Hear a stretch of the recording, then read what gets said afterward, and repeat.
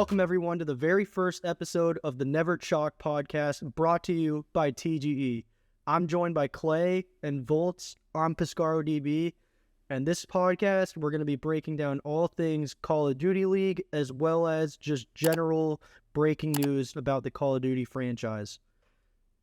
Today, or actually, let's have you guys introduce yourselves. I think that's a good idea. Give a little background why you're qualified to be talking about these things. Wait, can we talk about this real quick? Guys, I don't. How do we answer that? I'll start. I mean, just give like your general background, like how long you've been playing for, how long you've been paying attention to. Yeah, but mine's not that long. CWL, CDO. Yeah, you haven't. That's okay. How long have you been playing COD for? Well, since World at War, but I haven't paid attention to that's competitive since Cold War. I mean, so that's fine. okay. That's okay. Okay. So I've been playing Call of Duty probably for about 10 to 12 years, somewhere in there. I've been keeping up with competitive, kind of like on and off throughout that time frame. So, back in the Black Ops 2 days, I kept up with it quite a bit. And just on and off, like I'd keep up with it, probably not watch it as much as others did, but I would keep up with competitive. And then of course, once the CDL formed, that's when I really started paying attention year in and year out. So MW 2019. And yeah, just pretty much been hooked on it ever since. All right. And Klay, what about yourself? I've basically been playing Call of Duty since World at War. I don't know exactly how long that is. And I've been keeping up with the competitive scene ever since Cold War. And honestly, like, I'm not much of a FaZe fan, but I was watching them a lot in Cold War, and it was amazing seeing the run that they went on. I mean, I think that's probably the most dominant we'll ever see a single team be in competitive Call of Duty. I know the team that we're about to talk about, OpTic, this year, they're on a really impressive run, but personally, I think that Atlanta FaZe squad in the Cold War, they were like above S tier compared to the other teams. Like they were just in an entire world of their own, I guess is the way to put it. But so we're gonna kick things off. The first topic is the one that most people are gonna be eager to hear about, as I think there was a recent poll actually from Breaking Point that showed that like 65% of fans of the Call of Duty League are OpTic Texas fans. Kind of expected. But so they, at Major 3, they made it all the way to Grand Finals, lost to Toronto. Major 4, or Stage 4, they went undefeated in qualifiers, made it all the way to Grand Finals at the Major, lost to Los Angeles Thieves.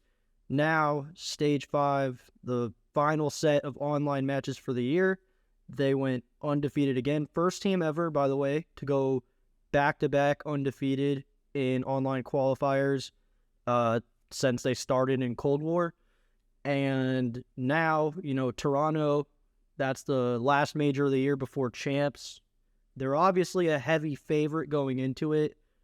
Would you say it's a must-win for them? And if, obviously, let me know why. But also, is there anyone else at the major that is in more of a situation where it's like they got to win this? That's a great question. So I guess in my perspective, right, so you would look at it as there's two different events left for the year, right? You have Major 5 and you have champs. I would say that one of them is a must-win if you're OpTic. Maybe not necessarily one or the other. Ideally, you would like champs, right? Like champs is the one that you would rather win over one of the majors. But if we're talking about like keeping this team together of Hook, Shotzi, Ghosty, and Dashy, if they're wanting to stay together, I would think at least one of these is a must-win. So as long as they win Major 5, but probably more so champs, you're probably looking at this team staying together. So one of these is definitely a must-win. All right. I don't think that this is necessarily a must-win for this next major. I definitely think to keep this team together, we're going to have to see them win champs. Other than that, I think most of the fan base obviously wants them to win out, like win the major and champs. But I don't think they necessarily have to. I would say, I guess to rephrase the question, I wouldn't say Major 5 itself is a must-win from like are they a talented team or not or anything like that. And obviously they're already qualified for champs. They're one of the 5 teams that have done it, along with Atlanta FaZe, New York Subliners, Toronto Ultra, and LA Thieves. But I would say more from like a mental standpoint for themselves. You know, they've gotten second at Major 3, second at Major 4 after going undefeated in the qualifiers, and they just went undefeated again in the qualifiers. And it's not like they had any cupcake matches. I mean, you could say the easiest matchup they had was the Florida Mutineers, and they made winners bracket, and they beat down some teams like LA Thieves who won Major 4. Would you say like from a mentality or like from a mental perspective going into champs, like I guess that's more where I'm saying, like, would you say it's must win for them to feel good about themselves going into obviously the way more important tournament of the year? Yeah, when you put it that way, I could definitely see how it would be a must win in for the mentality standpoint of like they need to have that feeling of like, okay, we can do this, because you got to think like, how long is it that you could just keep getting silver and like not start doubting yourself, right? I guess I'll play a little bit of devil's advocate here, though, is like, would they become complacent after winning a major? My logic tells me like, no, they wouldn't. You know, it probably wouldn't be enough. Like, okay, we won the major, now it's time to win the real thing. It's happened twice though. We've seen it. Yeah. If when you phrase it in that standpoint, probably would be a must win, because me personally would not want to place it. Let's just say worst case scenario, you're placing second again, right? Because I don't know if like maybe going out earlier, it would suck. But man, if I was to play second again for like a third time in a row, I would be livid. So yeah, when you phrase it that way, I would say it's a must win. Does your opinion change at all, Klay? Yes and no. I don't think them placing second, they would be down on themselves, because if you place second 3 times in a row, you're doing something right. I mean, obviously you're not winning the whole thing, but you're staying that consistent to be top 2 in the league. That's still pretty good. I do think that they will be down on themselves a lot, because we've seen it in the past where they have gotten really, really down and played terribly. So maybe going into Major 5, they probably do need to win this. Yeah, I mean, honestly, if they go and get second again, it'll be a very similar situation to Atlanta FaZe during the Vanguard season. I mean, yeah. I think they got second at every single tournament, including champs. Like, maybe there was like one where they didn't get second and they got like worse than that. But it was the same idea. I mean, all year they were getting second, and then in the off season, obviously, Arcitys departed. They bring back, well, not Atlanta FaZe bringing back Slasher, but for those of us who have been watching Call of Duty for a while, Slasher has played with FaZe before, and they brought him back into the fold. I think just last thing, touching on OpTic Texas specifically and Major 5, looking at the bracket, it couldn't be more perfectly set up for them to go and win Major 5 in like through winners bracket, because I think a lot of people underestimate the fact, and you guys can chime in on your opinion on this as well. I think a lot of people underestimate the advantage that comes with going out of or going into grand finals from winners bracket. A lot of people, since it's best of 7, there's no bracket reset. There's not enough maps to do get extra vetoes. A lot of people think there's no clear advantage to coming out of winners bracket for grand finals, but we've seen OpTic twice now. They made the grand finals out of losers bracket. One time they made a hell of a run all the way from losers round 1 after getting beaten winners round 1. The other time it wasn't that long of a stay in the losers bracket, if you will, but still, I mean, that's 3 or 4 more matches you're playing than the team coming out of winners bracket. But you go look at what they currently have. I think the first matchup is Florida Mutineers. I think it's a rematch against them. And then after that, it's the possibility of playing Atlanta FaZe. And if they beat those 2 teams, I'm pretty sure that would then place them into the grand finals. Do y'all think coming out of winners bracket is the key for them specifically to end up winning the major? To go back on what you were saying, I don't know if you said that they would be playing against FaZe in winners round 2, but I think I did, but I might be wrong. I might have been wrong about that. The teams that they would probably play would be Boston or Minnesota. So I think they get to winners finals pretty easily. Right. And then winners finals would be probably it could possibly be FaZe. Yeah, it would FaZe or Ultra. Yeah, it would be FaZe or Ultra. Right. Because go ahead. Yeah, I mean, to me, the path to at least winners finals is, it's theirs to lose, right? It has when you to look be. at that, when you look at that side of the bracket, it is 100% theirs to lose, and then by that point, it's just like, can you get past that? Whoever makes it out on the stronger side of the bracket, and we've seen it. I'm trying to remember all the majors this year. Correct me if I'm wrong. Is it 50-50 where so far the winners we've had 2 come out of winners, and we've had 2 winners of those events that's come out of the losers bracket? Am I wrong about that? You're wrong in that Major 1 NYSL technically came from losers bracket, but I think it was they lost in winners final and then ended up making the grand finals, so not a deep run. And then the 3 other teams that have won a major this year all came from winners finals.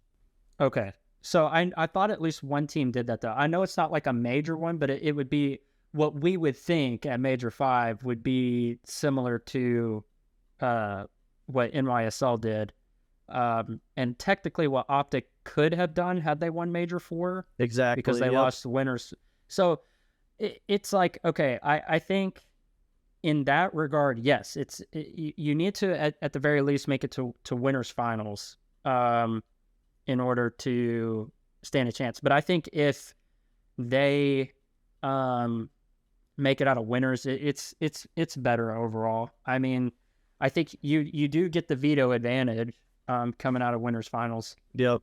And so, I mean, dude, just don't make it harder on yourself. Just do it. Get to winners finals and then get to the grand finals and just wait there. Yep. And then study your team. Not only do you get the veto advantage, you get to watch which teams that you could potentially play while you're waiting, and figuring out your counters, figuring out your strategy, all that stuff. So they just need to take care of business, man. Yeah, I mean, I think my biggest takeaways before moving on to the next thing, my biggest takeaways are that these qualifiers, they definitely expanded their map pool, which I think was very important for them. They showed that they can compete on Embassy Search and Destroy, which was typically a map they would veto. And it was also one of FaZe's best maps, and now I think they actually ended up beating them on it in the qualifiers this time around. And so I think they went and expanded their map pool, which was huge because, like you guys kind of hinted at, with some of these teams that have had a lot of success, it's easy to get complacent and just be like, yep, these are the maps we're good at, and we're just going to stick with them. And then the other thing that I think, even if they don't end up winning Major 5, they need to prove to themselves that they can beat some of the other really, top 3, top 4 teams on land. Because at this point, I'm pretty sure, at least in important matches, they've only beaten FaZe. Obviously, they lost a major to Toronto. They lost a major to LA Thieves. They lost to LA Thieves back in Major 2. That led to them getting top 4. And, that was the whole watch the ladder situation on Embassy Hardpoint. Yeah. I think they need to prove to themselves before going into champs that they can beat some of those other top tier teams. And if they can do that, then probably winning the major itself isn't as much of a deal breaker, I guess is the way to put it. Right. But moving on to our next topic, I wanted to talk with you guys because I think this year, obviously there's a lot of complaints about Modern Warfare 2 in general. It hasn't been the best game. And that's from a, just regular gameplay perspective, a competitive perspective. There's all complaints. I mean, we hear it every year with every game. But I would say competitive for the most part has been very exciting and fun to watch. It's been really cool getting something different every single major, at least thus far. What would you say between either a player or a team specifically, what would you say are like the biggest surprise in a good way, and then like the biggest disappointment? So my biggest disappointment would be for Seattle Surge. I went into this year seeing the team that they had, and I was a big fan of it. Having Mac and I think Mac and Pred are both SMGs, right? Yeah. And Mac and Pred, yep, they're the SMG duo. And Sib and Accuracy, like you have veteran leadership on your team, and then you have Sib, which is just another amazing. He's an amazing flex, and of course, yeah. I was so happy to see what they like put together. I don't know if this was the same team in Vanguard. Yep, exactly. Same team. Okay, well, yep. Yes. Obviously, I didn't pay enough attention to them, but they're currently 47% in their series win-loss. I think they're 18-20 or something like that, and it's just they've been such a letdown. I expected them to come out and dominate like everybody, but I think last major, where did they get placed? I want to say they got 4. No, I think it was last major. I think they got double first rounded. Did they not? I think you're right. I think they got beaten winners bracket round 1, and then they fell down to play Minnesota, and I want to say they got reverse swept to get knocked out and get top 12. No, last major they started off in losers and they lost. That's right. Yeah. So maybe that was the major before that. I know there was one major where they got reverse swept by Minnesota. It's just been such a letdown seeing how bad that they are. Wait, no, they started in losers, won their first game, and then lost to Rocker. That's what it was. Okay. Yeah. That's just, I don't know. Do you think that they stay together by the end of this year or next year? No. Absolutely. If you want me to comment on that, absolutely not. I understand the concept of not wanting to break up. Like, I feel like some teams are too quick to pull the trigger on a roster move. They don't give it enough time. But it is very obvious with this team that, I mean, first of all, they did win a major in Vanguard. I think it was Major 3. They won that with the same squad they have now. And then this year, they got grand finals, got second place at Raleigh, Major 1. Mm-hmm. And ever since, it has just been a constant, downfall for them. They sometimes have those, highlight moments because Pred is just so damn good. I mean, obviously, he's the reigning Rookie of the Year, probable MVP candidate. I would say he would be a definite MVP candidate if his team was a little better. but it's not for a lack of his play. But I think most, if not all of them, are free agents going into this offseason. And obviously all eyes on Pred. Whether he's still connected to OpTic in the offseason or just, honestly, every team's probably going to try to get him because he's that good. But no, I mean, just with how bad this season has been from how it started and from what we all expected, considering the roster they have, there's no way you stick it out for a third season in a row. Right. So, okay, I guess I'll go into my biggest disappointment of the season. And, this may not be necessarily a popular pick, but I'm going to go with the Minnesota Rocker. I know that they have looked good as of recent, especially this stage. Shout out attached. But, man, I mean, I remember seeing the team formed in the offseason, and I had, this is a top 6 team, off the bat, right? Just because of, they had the veteran leadership, they had the firepower, you had Bance, you have Afro, you have Cammy, you have Attach. I was like, man, this is a really good squad, right? This is good. This is top 6 at every event all the time. They're going to be consistent. That's how I felt about it. And then, of course, I believe they started off really strong. I think they went 4-1 stage 1. 3-1, because I think stage 1 was only 4 That's matches right. instead of 5. But yes, yeah. And I think they even started off, it was 3-0 and just lost that last match. They barely lost or something like that. Yep. And they did have an asterisk on one of those wins though, because it was the SAE game against. Yeah, we don't want to talk about that. We don't talk about that. Yeah, I don't. I remember that, but I've had my fair share of memes on that one. Yeah, but I remember looking at this team. I thought they're really good. They started off strong, and they were the number 1 or number 2 seed going into that major, and then they ended up losing out very quickly.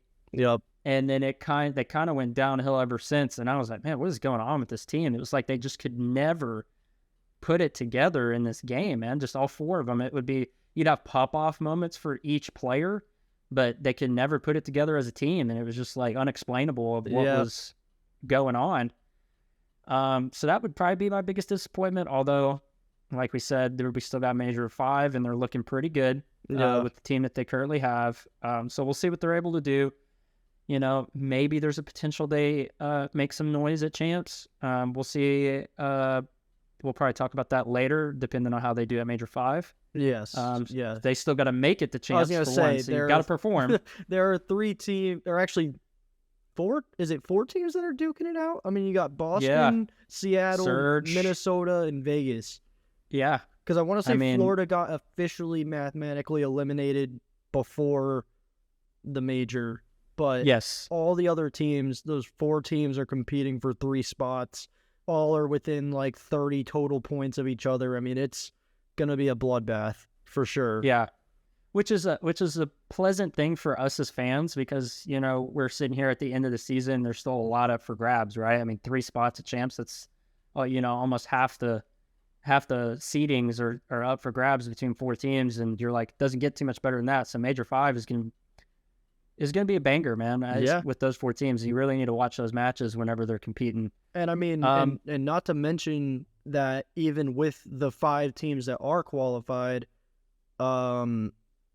positioning is still up for grabs. At the moment, right? I think OpTic's 10 or 15 points behind FaZe, and if they jump them, they'll get the first overall seed. There's a bunch of stuff. I mean, there's so much up for grabs at the major. Obviously, most people will be paying attention to those final 3 champ spots, but those other teams still, they can't just go into cruise control. They have to compete. Right. But so I guess going in the reverse direction, what would you guys say is the biggest surprise that you've seen this year? My biggest surprise. Do you want to go ahead? No, go ahead. Mine would definitely be Ghosty. everybody doubted this kid as soon as he got into the league. He was a little shaky at first. He was trying to get used to it, you know. And 100%. I think now I don't know about like where to put him at, but he's definitely up there whenever it comes to stats wise and stuff. I still don't know if he's like gotten used to being in the league, because he does have maps where he gets like 10 kills, 11 kills, but he's still getting on the hill and playing his part. Like, what more could you Yeah. ask for? You're playing on a team with Shotzi, Hook, and Dashy. Like, you really don't got to do too much. So I think he's doing a pretty good job. I agree 100%. I'm going to let Voltz give his biggest surprise in a second, but just speaking on that, a lot of people say, like, with Ghosty, like, oh, they haven't had a player like that since Formal, in terms of like how, you know, his teammates refer to him as a human UAV, in terms of calling shit out on the map. But I almost want to like take it a step further and say he's almost like a hybrid of Formal and Karma from the Dynasty team, in that he does the IGL, he calls out and all that stuff, but he's also the one that's doing all the dirty work, playing the hill, getting like 2 minutes plus every match, it seems like. And so I think his value, even though he does, like you said, have maps where maybe he only gets 10 kills or something like that, or 11, but what he does for the team, it's pretty like negligible in terms of their success rate. And if anything, in the Major 5 qualifiers, I think he did show a lot more of his pop-off potential. That 3-piece he had against Seattle was disgusting, considering MW2 has such a quick TTK. And I'm pretty sure that play also like won them that map, or at least that round for that map. So I mean, he's definitely, and obviously there's the argument, is he up in the Rookie of the Year conversation with Scrap? That's a whole different conversation we could have. But Voltz, I want to send it over to you. Who would you say is your biggest surprise, or whether it's team or player? So I'm going to probably go with another unpopular one, but to me, it is a surprise. But to see how much improved Octane has been this year, I mean, my goodness, he not only has he improved like in terms of his gameplay, but his comms are just, he's improved in that aspect too. And I think arguably has been probably the most vital player for Thieves, and how they were able to end up winning the last major was a huge part to Octane. So for me, it's Octane, man. I mean, he's been a surprise in a good way on how he's been able to perform this year. Yeah, I mean, and obviously I would say he probably is tied for the least talked about of all the 4 players on that team, because, Draza stirs up all his own drama. That's just his thing. I have no problems with that. Kenny, he's just, I don't know. I feel like a lot of people always talk about Kenny when they're talking about LA Thieves. Envoy was, at least going back to Vanguard when they formed this team, he was the new kid in town, coming off of, leaving the OpTic franchise. And that was a big deal. And, Octane coming back obviously was a homecoming for him. And he had played with 100 Thieves, and specifically Kenny, back in Black Ops 4, had a lot of success, won 2 events back-to-back, got second at Champs, the last one before the CDL formed. But I agree 100%. I think Octane really has, like, stepped up as just an individual player, in terms of, like, leadership, and like you said, his comms have been fantastic. He got MVP at the Major 4. I want to say he leads the league in hill time for hardpoint, and he's up there in KD, I think. I might be wrong about that, but he's Maybe not this stage, but maybe he not definitely this was this stage 4. stage. It's definitely been this stage. It's definitely been he's played a little down a little bit. He's really screwing me in fantasy. So thanks a lot. Breaking Point Fantasy, I'm getting screwed by having him as captain. But no, I mean he has been it's great that I think it's great hearing both of you, like one of the players you bring up as a surprise, a rookie, the other is obviously a veteran of the scene. And it's cool that we have that like contrast on this season, that it's not just like not everything that's happening is expected or anything like that. So now for our final topic, we recently got the news that Call of Duty 2023 is officially going to be Modern Warfare 3, developed primarily by Sledgehammer Games, but I'm pretty sure all the studios are once again involved in some way, shape, or form. First and foremost, what are your initial thoughts hearing that? Are you surprised or mad or whatever it may be? And also, how do you think that will impact things in the competitive space, with it being probably a very similar title? I don't think that this game is going to be like too different from 2022. Given that it is going to be called Modern Warfare 2023 probably, or somewhere around those lines. Competitively, I think it's going to be the same thing. Like the pros are going to be mad that there's no red dots. There's going to be a lot of stair glitching, probably places where you could see through walls like every other COD there's been. I don't really have too much to say about that. I'm kind of pissed that it's going to be MW3 when we already have an MW3 and it's just going to be shittier. Yeah, I guess my thoughts are, I've always been the type where, it's like I don't really care what happens. I'll have my complaints about a game just like anybody else does, but like I don't really care too much about what all is involved with it. I'm just going to play it anyways, whatever it is. I wouldn't say I'm too surprised. I know it was kind of up in the air there for a while. I'm like, what is it going to be? We don't really know. And now that it's kind of confirmed that's Modern Warfare 3, even though it's kind of like, I guess, having a false sense of hope, it's like you really have a chance to make things right. Just listen to what everybody has been saying on how you could have been improving Modern Warfare 2 and applying it to Modern Warfare 3. Make it a better game that way. Actually listen to your community in what it is that we're asking for. Now, again, like I said, it's probably a false sense of hope.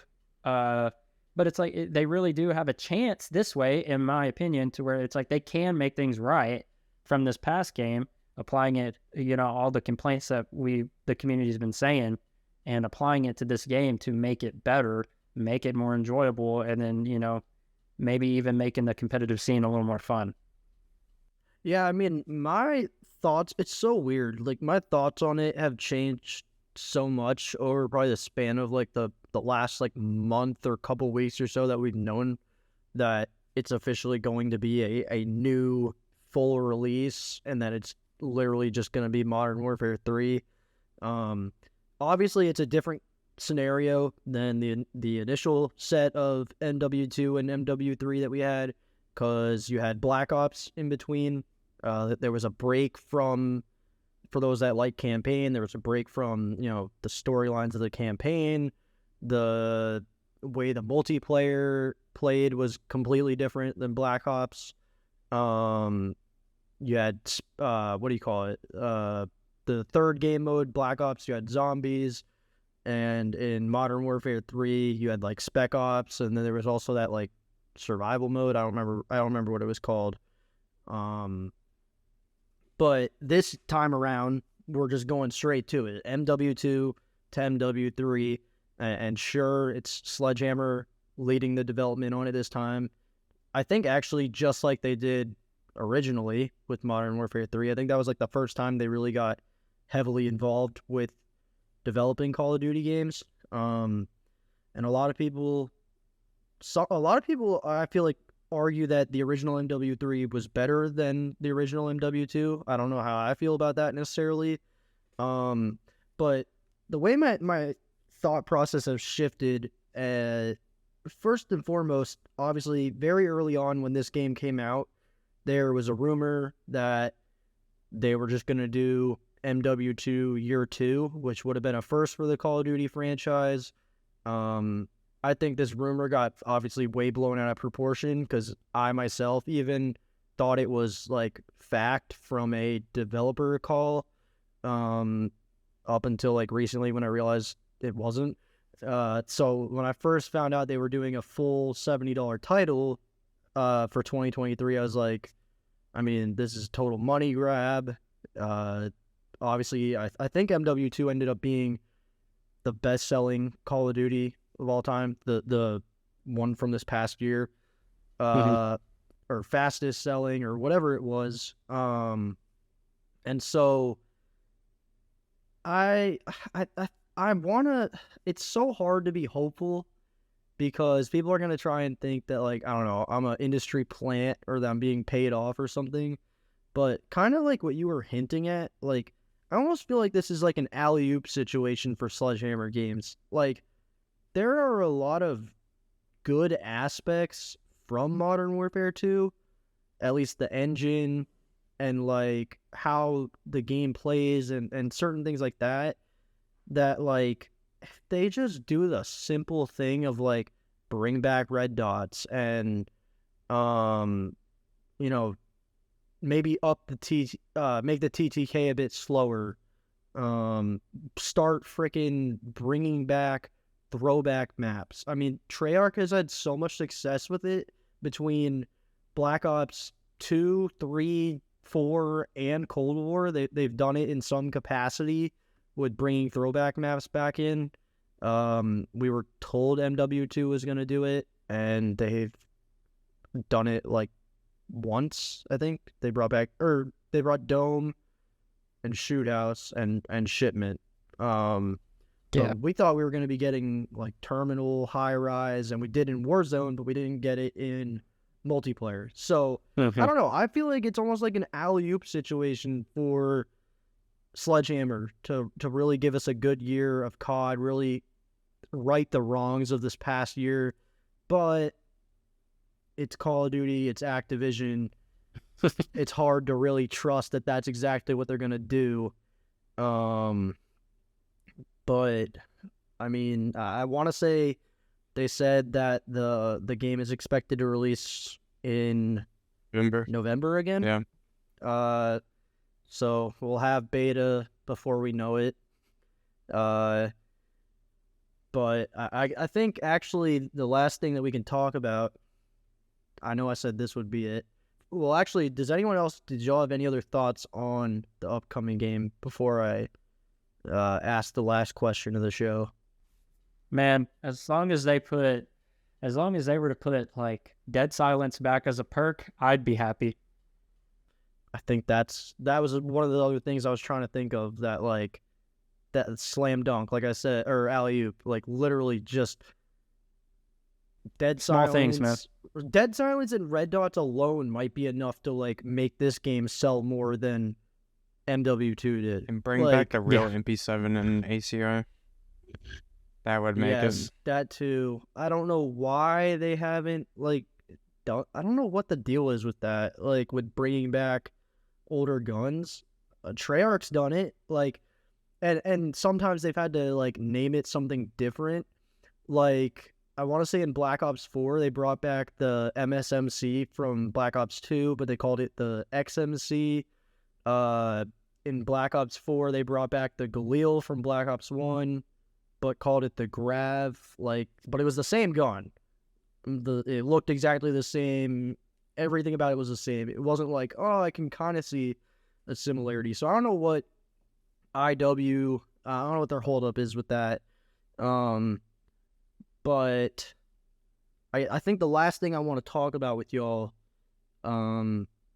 just looking at where we're at now and the teams that are remaining to who do you think is going to end up getting those 3 final spots for champs? Well, Go ahead. man, I hate to say it because I really want to believe, but I just look at this bracket and I don't like it. And I just think Legion is not going to find a way to pull it off. As much as I would love to see Klay get back to champs, I don't like how this bracket was set up for him. It's incredibly brutal. I'm not saying they can't do it, because they most certainly can. It's tough, and I personally just don't see it happening. So I just think Seattle, Boston, and Minnesota end up pulling out those last 3 spots.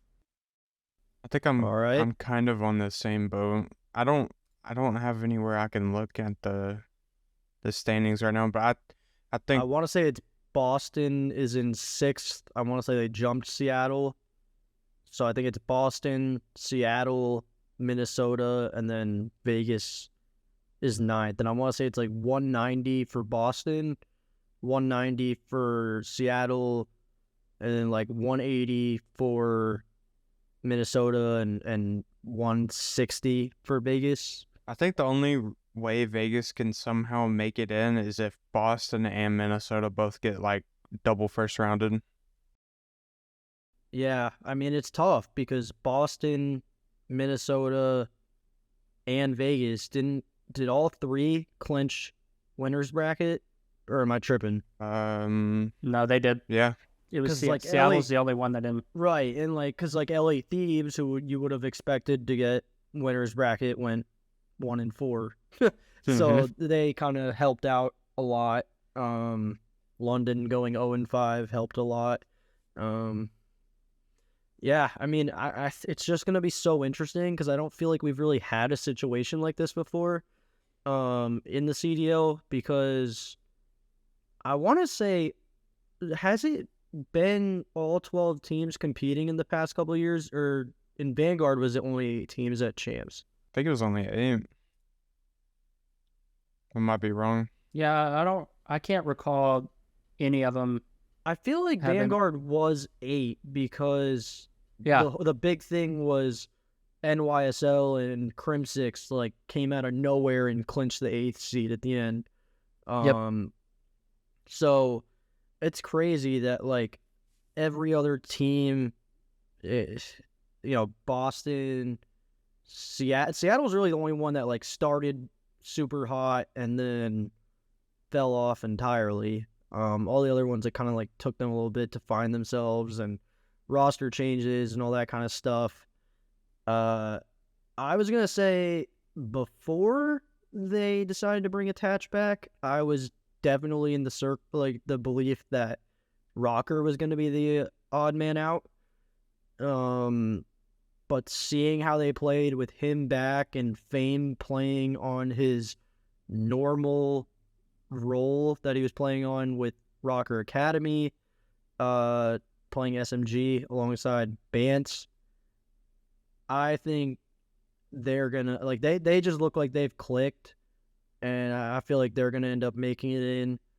I think the only chance that Vegas has is Seattle losing losers round 1, and then they obviously have their own work to do. I mean, they got to get points. It's not that simple, but they also got really screwed over with the matchups they have. I'm pretty sure don't they have FaZe winners round 1? Mm-hmm. And then if they lose, is it Seattle or LA Thieves that they would then play? I think it's Thieves. I think. I'd have to look at the bracket, but I think it's Thieves. Yeah, I mean, it's obviously not an easy path for them, but Clayster's done some crazy stuff in the past. He's obviously they would be playing. They would be playing Surge if they lose to FaZe. Oh. So that would be insane right there. And honestly, I feel like, again, You're in I such feel a like bad Surge spot. get a little overhyped in my opinion because of just how good Pred is. If Vegas loses the phase, which I wouldn't be shocked if they do, I think I would favor them to beat Seattle in that matchup. They just cannot come out like they did last major, where they had a great qualifier round and then temp drops like a 0.4 and they get, they're up 5-2 on map 5 against Florida and they lose to get eliminated from the tournament. Like, they cannot do that. And if they do, then it obviously shows that they didn't deserve to play at champs. But hoping for the best for them. But I think that covers everything that I wanted to talk about in this first episode. Obviously, this one was a lot more competitive, Call of Duty League news and opinions driven, just because it's the week of Major 5, and then not long after that, it'll be champs. I'm sure once we hit the off season and getting closer to the release of the new game, things will be a little more evened out in terms of our topics. But for those of you that are still watching, thank you so much for tuning in to the very first episode of the Never Chalk podcast. This is PescaroDB. I was joined by Voltz and Klay. Be sure to check out other videos here on YouTube from The Greatest Ever, TGE, as well as all of our socials. And until next time, thanks for watching. See ya.